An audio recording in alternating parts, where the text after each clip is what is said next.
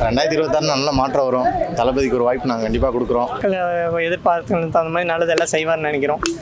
இன்னும் நல்லது செய்வார். நம்ம எதிர்பார்க்க மாதிரி நல்லது நடக்கணும். எல்லாம் நல்லதுக்கே.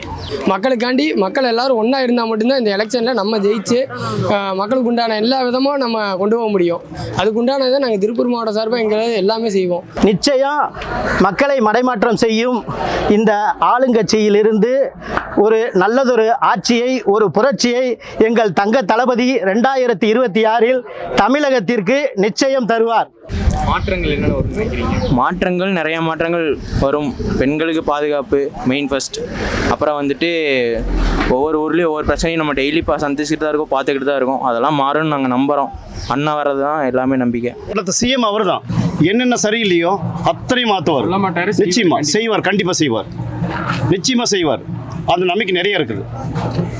தமிழ்நாடு முழுவதுமே மக்களுக்காக எல்லாம் அவருக்காக தான் இருக்காங்க.